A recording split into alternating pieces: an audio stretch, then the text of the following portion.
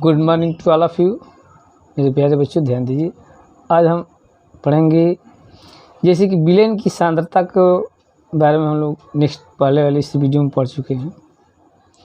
आज सांद्रता को ही हम ग्राम प्रति लीटर में किन किन विधियों से व्यक्त करते हैं उसके बारे में हम जो कि आज अध्ययन करेंगे।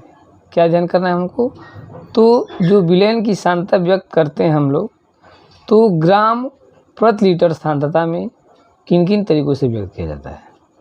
इसमें हमें इस वीडियो में पढ़ना है नॉर्मलता। ये विलेन की ग्राम प्रति लीटर सांद्रता में व्यक्त करते हैं, उसमें से एक नॉर्मलता भी है। तो नॉर्मलता के बारे में हमें पढ़ना है, ठीक ना। तो नॉर्मलता को पढ़ने के लिए यह रेशियो है तुल्यांकों की संख्या और विलेन का आयतन लीटर में। क्या पढ़ना है हमको? तुल्यांकों की संख्या, किसी विलेन की 1 लीटर में उपस्थित तुल्यांकों की संख्या को विलेन की नॉर्मलता कहते हैं। 1 लीटर का विलेन है तो उसमें कितने तुल्यांक घुले हैं, ठीक है ना, 1 लीटर में, उसी को हम नॉर्मलता कहते हैं। तो नॉर्मलता को जानने से पहले हमें तुल्यांकों के बारे में जानना पड़ेगा, ठीक है ना, कि तुल्यांक क्या है। तो यहाँ से हम तुल्यांक निकालते हैं। तुल्यांक होता है किसी भी पदार्थ के तुल्यांकी भार की कुल मात्रा को हम तुल्यांक कहते हैं। तो नॉर्मलता जानना है तो क्या जानेंगे हम? पहले तुल्यांक जानेंगे। तो तुल्यांक क्या है भाई? किसी पदार्थ के तुल्यांकी भार की कुल मात्रा को 1 तुल्यांक कहते हैं। तो उस पदार्थ की जितनी भी तुल्यांकी भार हो, 1 क्विंटल हो, 2 क्विंटल हो, 1 केजी हो, 2 केजी हो, वो टोटल जो मात्रा होगी इसको हम 1 तुल्यांक कहते हैं। तो तुल्यांक जानने के लिए हमें क्या जानना पड़ेगा? तुल्यांकी भार जानना पड़ेगा, ठीक है ना। तो सबसे पहले हमें तुल्यांकी भार जानेंगे, उसके बाद तुल्यांक जानेंगे, और तब यह तुल्यांकों की संख्या यदि हम 1 लीटर में निकालते हैं तो हमें नॉर्मलता पता चलेगी, ठीक है ना। तो गौर करना है, हमें नॉर्मलता जानने के लिए क्या जानना पड़ेगा? तुल्यांक, और तुल्यांक जानने के लिए क्या जानना पड़ेगा? तुल्यांकी भार। तो पहले हम आते हैं तुल्यांकी भार क्या है ये जानते हैं। तो तुल्यांकी भार क्या है? तो किसी भी पदार्थ की वह मात्रा, कोई पदार्थ हो, सोडियम कार्बोनेट हो, सल्फ्यूरिक एसिड हो, जल हो, कार्बन डाइऑक्साइड हो, तो कह रहे किसी भी पदार्थ की वह मात्रा जो क्लोरीन के 35.5, ऑक्सीजन की 8 और हाइड्रोजन की 1.008 ग्राम से संयुक्त होता है, वह मात्रा उस तत्व का तुल्यांकी भार कहलाता है, ठीक है ना। कह रहा है कि किसी भी पदार्थ की वह मात्रा जो क्लोरीन से कितना 35.5 से, इसे मान लीजिए कि HCl है। अब HCl में क्लोरीन 35.5 से हाइड्रोजन कितने ग्राम जुटा हुआ है, तो वह मात्रा जो कि 35.5 ग्राम क्लोरीन से जितना हाइड्रोजन जुटा होगा वह तुल्यांक भार। जिस ऑक्सीजन, देखिए ऑक्सीजन के 8 ग्राम, H2O ले लीजिए, H2O में हाइड्रोजन 2 है, ऑक्सीजन 1 है। तो अब मिलाएंगे कि 8 ग्राम ऑक्सीजन से कितना हाइड्रोजन जुटा है, 1 ग्राम जुटा है कि 2 ग्राम जुटा है, तो जितना जुटा है वही उसका तुल्यांकी भार हो जाएगा।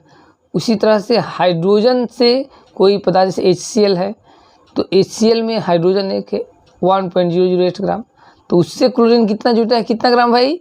तो 35.5। तो तुल्यांक, तो किसी भी पदार्थ की, किसी भी तत्व की वह मात्रा जो कि क्लोरीन के कितने ग्राम से जुटे, 35.5 से, ऑक्सीजन के कितने ग्राम से, 8 ग्राम से, और हाइड्रोजन के कितने ग्राम से जुटता है, जितनी मात्रा उसका जुटता है, संयुक्त होता है, वह मात्रा उस पदार्थ का तुल्यांकी भार कहलाता है, ठीक है ना। उसी मात्रा को हम उस पदार्थ क्या कहते हैं? तुल्यांकी भार, जो कि क्लोरीन के इतने ग्राम से, हाइड्रोजन के 8 ग्राम से, ऑक्सीजन के 8 ग्राम से, और हाइड्रोजन के 1.008 ग्राम से जुटता है, ठीक है ना।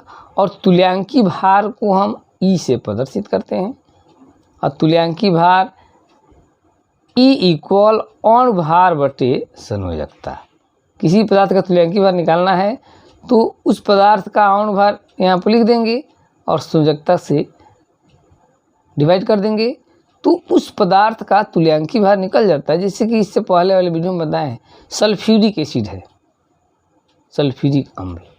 तो सल्फ्यूरिक अम्ल का यहाँ पर अणु भार क्या लिख देंगे 98 जोड़ कर निकालेंगे, और उसकी संयोजकता कितनी होती है 2 उसमें से विस्थापनीय हाइड्रोजन होता है, तो 98 लिख करके और 2 से हम भाग दे देंगे तो आ जाएगा 49। तो सल्फ्यूरिक अम्ल का तुल्यांकी भार हो जाएगा 49। क्यों होगा भाई कि तुल्यांकी भार बराबर होता है अणु भार बटे संयोजकता। तो सल्फ्यूरिक अम्ल का अणु भार 98 और संयोजकता 2, तो डिवाइड करते 49 हो गया। तो तुल्यांकी भार किसी पदार्थ को निकालना होगा तो अणु भार से उसकी संयोजकता में क्या कर देंगे हम भाग दे देंगे। जैसे सोडियम हाइड्रॉक्साइड है NaOH, उसका अणु भार 40, यहाँ पर 40 लिख देंगे और संयोजकता 1 होती है, तो 1 से डिवाइड करेंगे तो 40 ही आएगा। ठीक है ना। तो ये तुल्यांकी भार हो गया। और तुल्यांकी भार से हम जानेंगे तुल्यांक। अब किसी भी पदार्थ के तुल्यांकी भार की कुल मात्रा को हम एक तुल्यांक कहते हैं। जैसे अभी हमने पढ़ा है कि सल्फ्यूरिक अम्ल का तुल्यांकी भार कितना है 49। ठीक है, अभी ऊपर फॉर्मूला में बताए थे कि सल्फ्यूरिक अम्ल का तुल्यांकी भार कितना है 49। तो 49 ग्राम सल्फ्यूरिक अम्ल का मतलब कि एक तुल्यांक सल्फ्यूरिक अम्ल। यदि हम कहते हैं आपसे कि एक तुल्यांक सल्फ्यूरिक अम्ल बराबर कितना हो जाएगा भाई, तो उसका जितना तुल्यांकी भार होगा, तो सल्फ्यूरिक अम्ल का हम लोग ऑलरेडी जानते हैं कि सल्फ्यूरिक अम्ल का तुल्यांकी भार कितना होता है 49। मतलब कि पूरा 49 ग्राम सल्फ्यूरिक अम्ल बराबर हो जाएगा एक तुल्यांक सल्फ्यूरिक अम्ल। यदि वही हम 49 ग्राम की जगह पर 98 कर दे तो 98 ग्राम सल्फ्यूरिक अम्ल मतलब कितना तुल्यांक। तो अब उसमें हम उस थोड़े भार में तुल्यांकी भार से भाग दे देंगे, तो तुल्यांक बराबर क्या हो जाएगा भार बटे तुल्यांकी भार। किसी भी पदार्थ का तुल्यांक निकालना है, ज्ञात करना है, तो जितना भार दिया है उस कुल भार को उस पदार्थ के तुल्यांकी भार से क्या कर देंगे भाग दे देंगे। जैसे 98 ग्राम सल्फ्यूरिक अम्ल में कितने तुल्यांक होंगे, तो यहाँ पर लिखेंगे तुल्यांक बराबर भार, कितना भार है भाई 98, और तुल्यांकी भार कितना है उसका 49, तो 49 से भाग दे देंगे तो 2 आ जाएगा, तो 2 तुल्यांक हो जाएगा। 40 है, मान लीजिए कि सोडियम हाइड्रॉक्साइड है, 40 ग्राम सोडियम हाइड्रॉक्साइड में कितने तुल्यांक, तो 40 आप बटे में तुल्यांकी भार 40, तो 40 से 40 डिवाइड करेंगे तो 1 तुल्यांक हो जाएगा। 80 ग्राम सोडियम हाइड्रॉक्साइड में कितने तुल्यांक भाई, तो 80 आप बटे तुल्यांकी भार कितना होता है 40, तो हो जाएगा 2 तुल्यांक। ठीक है ना। तो हम तुल्यांक निकाल लिए, तुल्यांकी भार की कुल मात्रा को ही क्या बोलते हैं तुल्यांक कहते हैं। और तुल्यांक का उपयोग हम कहाँ करते हैं, तो नॉर्मलता में। यहाँ नॉर्मलता में हम लोग पहले ही हिंट किए थे कि नॉर्मलता क्या है भाई, तो किसी भी विलेन की 1 लीटर में विलेय पदार्थ के तुल्यांकों की संख्या, विलेय पदार्थ के कितने तुल्यांक उपस्थित है उसी के अनुपात को कहते हैं विलेन की नॉर्मलता। कि 1 लीटर विलेन में विलेय के कितने तुल्यांक उपस्थित हैं उसकी संख्या को कहते हैं नॉर्मलता। मतलब कि नॉर्मलता बराबर तुल्यांकों की संख्या बटे विलेन का आयतन लीटर में। नॉर्मलता बराबर तुल्यांकों की संख्या। जैसे हम 1 लीटर विलेन में 40 ग्राम सोडियम ऑक्साइड घुला हुआ है, तो विलेन की नॉर्मलता पूछेगा, तो विलेन की नॉर्मलता निकालने के लिए हम क्या करेंगे भाई, तो 40 ग्राम में पहले तुल्यांक निकालेंगे और अब बटे में क्या कर देंगे विलेन का आयतन रख देंगे, तो हमें नॉर्मलता निकल जाएगी। तो नॉर्मलता बराबर तुल्यांकों की संख्या अब बटे में विलेन का आयतन लीटर में। ठीक ना। यदि मान लीजिए कि विलेय का भार दिया है और कितने ml जल में घुला है वो दिया हो, तो हम इस फॉर्मूले से नॉर्मलता निकाल सकते हैं। नॉर्मलता बराबर दिया हुआ भार गुणे 1000 बटे में ई तुल्यांकी भार इंटू भी। ठीक है, तो हम इस फॉर्मूले से नॉर्मलता निकाल देंगे। जहाँ पर W क्या है भाई, तो यौगिक का भार, E क्या है, तुल्यांकी भार, और V क्या है, तो घुला हुआ पदार्थ का आयतन। ठीक है ना। कह रहा है कि यदि ये सब चीज़ नहीं दे करके विलयन का घनत्व दिया हो और विलेय पदार्थ का प्रतिशत मात्रा दिया हो, कितना प्रतिशत घुला है, सल्फ्यूरिक अम्ल इतना, नाइट्रिक अम्ल या इतना, हाइड्रोक्लोरिक अम्ल, और घनत्व दिया हो, तो हम इस फॉर्मूले से नर्मलता ज्ञात कर सकते हैं। यदि विलयन का घनत्व और विलेय पदार्थ की प्रतिशत मात्रा दिया हो तो नर्मलता हम निम्न सूत्र से ज्ञात कर सकते हैं। तो सूत्र क्या है भाई, नर्मलता इक्वल प्रतिशतता, जो प्रतिशत दिया हो इंटू घनत्व D इंटू 10/, E क्या है, तुल्यांकी भार, तो D क्या है, घनत्व, E क्या है, तुल्यांकी भार, और N क्या है, नर्मलता है। तो इस तरह से जो है कि यदि घनत्व और प्रतिशतता दिया हो तो इस फॉर्मूले से हम नर्मलता निकालेंगे, और यदि भार दिया हो, आयतन दिया हो, तो इस फॉर्मूले से हम नर्मलता निकालेंगे।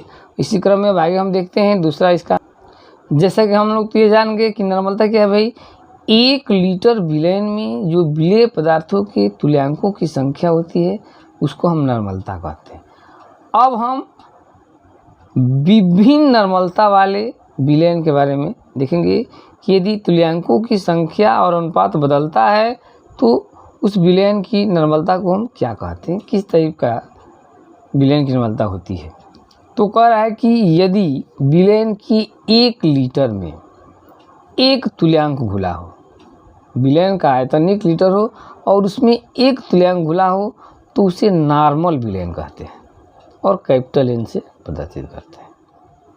वही यदि विलयन 1 लीटर का हो और उसमें 1/2 तुल्यांक घुला हो, एक नहीं होकर कितना घुला हो, यदि 1/2 तुल्यांक घुलता है तो उसे सेमी नॉर्मल, मतलब कि N/2, और वही यदि 1 लीटर विलयन में 1/10 तुल्यांक घुलता है तो उसे डेसी नॉर्मल, N/10, और वही यदि 1 लीटर में 1/100 तुल्यांक घुला हो तो उसे सेंटी नॉर्मल, N/100, और यदि 1 लीटर में 1/1000 तुल्यांक घुला हो तो उसे मिली नॉर्मल, N/1000 कहते हैं, और यदि 1 लीटर में 5 तुल्यांक घुला हो तो पेंटा नॉर्मल, 5N से हम प्रदर्शित करते हैं, और यदि 1 लीटर में 10 तुल्यांक घुला हो तो उसे डेका नॉर्मल, 10N कहते हैं।